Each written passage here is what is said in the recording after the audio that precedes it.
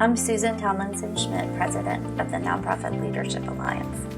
Our alliance has been building leadership for the nonprofit sector for more than 70 years. Our programs develop individual leaders so that their organizations are stronger and more effective in turn. Over the last several years, we've migrated to a fully online delivery system, allowing us to scale our impact and our reach. Today, I want to talk to you about an infrastructure crisis that's happening in the sector and how we can work together to build a stronger community of nonprofits. I think we can all agree that nonprofits play a critical role in our society. We address societal gaps and lift our collective quality of life. The pandemic shook the nonprofit sector. The resulting fault lines are undeniable. We've seen a considerable reduction in our sector's workforce, with 51% of our leaders reporting they were forced to lay off employees. That means more than 1 million jobs that were lost. For 2021, we know our doors are beginning to reopen, but the majority of our leaders say staffing will stay the same throughout the year. Our operations have been hit hard too. The nonprofit sector saw an 83% reduction in our overall revenue during 2021.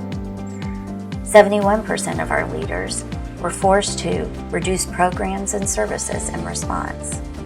Some are predicting as many as 1/3 of the organizations who had to shutter their doors during the pandemic will never reopen.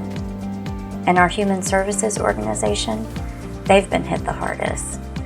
Recent studies show that they're experiencing a dramatic and rapid increase in the need for their services at the same time as a dramatic and rapid decrease in their resources. The virus was inevitable. The fault lines were not. The scarcity mindset that pervades our nonprofit sector means that donors and funders were prioritizing immediate mission impacts over longer-term infrastructure investments. This is especially true when it comes to staff training. Funders are now throwing lifelines to ensure that our sector survives. But it is worth asking, what investments would have allowed us to do better? Another thing I know we can agree on is that, like any service industry, the nonprofit sector's greatest asset is its people. Prior to the pandemic, nearly half of nonprofit leaders judge their professional development systems as weak, and 50% say they're unable to hold on to valuable staff due to insufficient career opportunities. We are failing to develop our next generation of homegrown leaders. The nonprofit sector is faltering, and leadership is the answer. The most impactful investment we can make right now is to invest in our current workforce. There is an urgency to train the staff in our organizations now who can rebuild them from the inside out. Leadership matters, but don't take my word for it.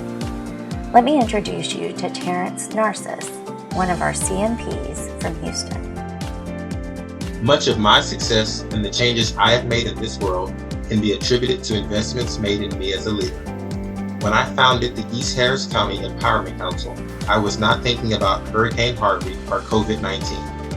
I knew that our community needed a hub, a team that would help organize local assets to create the kind of community that prospers.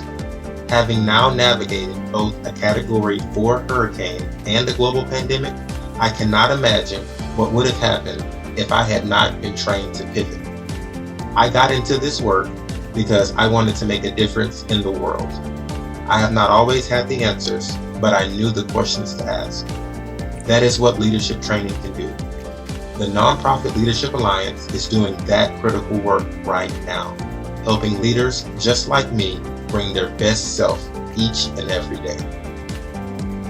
The Nonprofit Leadership Alliance is passionate about this work, and I know you are too. That's why I want to have a conversation about how we can work together to build a better sector.